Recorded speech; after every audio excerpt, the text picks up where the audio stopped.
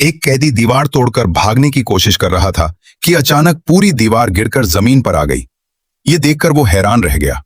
जब उसने अंदर झांक कर देखा तो उसकी आंखें खुली की खुली रह गईं, क्योंकि अंदर का खाली स्थान किसी फुटबॉल मैदान जितना बड़ा लग रहा था।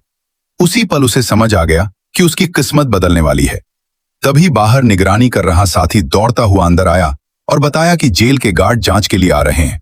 उसने कहा कि वो बाहर जाकर उन्हें कुछ देर रोकता है, तब तक बाकी लोग जल्दी से सबूत साफ कर दें। वो बाहर जाकर गाना गुनगुनाने लगा ताकि जेलर का ध्यान भटक जाए। अंदर बाकी लोग तुरंत काम में लग गए। कुछ लोग टूटे हुए ईंट और मिट्टी को बोरे में भरने लगे। वहीं एक कैदी अखबार को छोटे छोटे टुकड़ों में फाड़कर लोहे के ड्रम में डालता है, उसमें पानी मिलाकर हाथों से गूंथने लगता है। दूसरी ओर एक साथी रसोई से अंडे लाता है, उन्हें पानी, मिट्टी और थोड़ा सा स्टार्च मिलाकर एक गाढ़ा मिश्रण तैयार करता है। यह मिश्रण देखने में बिल्कुल चॉकलेट केक जैसा लगता था।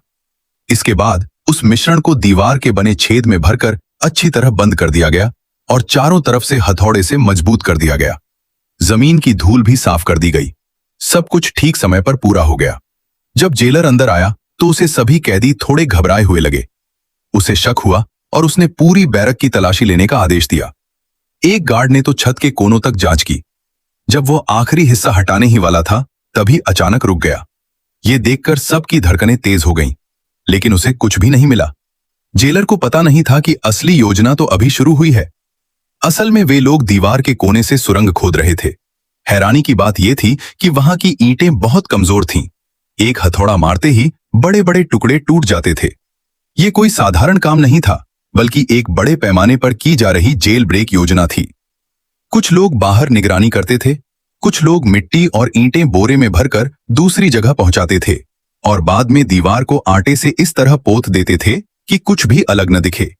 जब भी गार्ड जांच के लिए आते, वे पहले से तैयार नकली ईंटों को अपनी जगह लगा देते और ऐसे दिखाते जैसे कुछ हुआ ही न हो।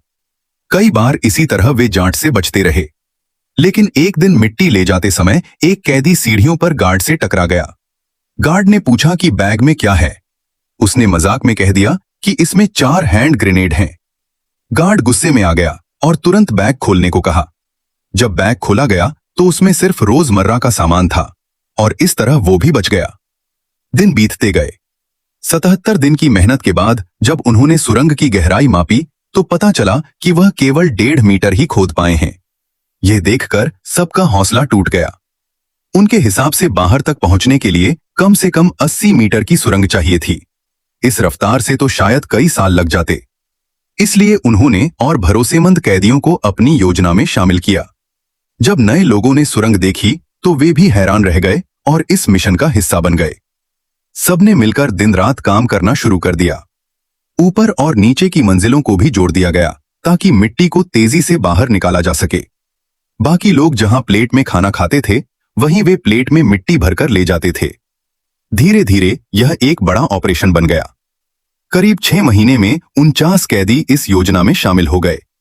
हर दिन काम खत्म होने के बाद वे सुरंग के मुंह को पत्थर से बंद कर देते और ऊपर आटा लगा देते ताकि कुछ भी अलग न दिखे। लेकिन जैसे जैसे सुरंग लंबी होती गई, ऑक्सीजन की कमी होने लगी। एक बार तो एक कैदी अंदर बेहोश भी हो गया। इसके बाद किसी की हिम्मत नहीं हो रही थी कि अंदर जाकर खुदाई करे। समाधान के लिए उन्होंने अपने वकील के जरिए कुछ प्लास्टिक बैग मंगवाए और जेल में काम करने वाले एक तकनीकी जानकार कैदी की मदद ली। उसकी मदद से एक छोटा मोटर लगाया गया और प्लास्टिक से एक अस्थायी वेंटिलेशन पाइप बना दिया गया। इससे सुरंग के अंदर हवा पहुंचने लगी और काम फिर से शुरू हो गया। अब सुरंग काफी लंबी हो चुकी थी, इसलिए बाहर से मदद जरूरी थी। एक कैदी ने मुलाकात के दौरान अपनी पत्नी से कहा कि वह उसके सबसे भरोसेमंद दोस्त से संपर्क करे ताकि बाहर से मदद मिल सके। 524 दिन बाद सुरंग आखिरकार जेल की बाहरी दीवार तक पहुंच गई। लेकिन उन्होंने तुरंत दीवार नहीं तोड़ी, क्योंकि इससे शक हो सकता था। उन्होंने इंजेक्शन से लाल रंग का तरल बाहर की मिट्टी में छोड़ा ताकि उनका दोस्त बाहर से सही जगह पहचान सके। अगली सुबह उसका दोस्त वहां टहलने के बहाने आया और जगह पहचान कर वापस चला गया। उसने भागने के लिए गाड़ियां और नकली पासपोर्ट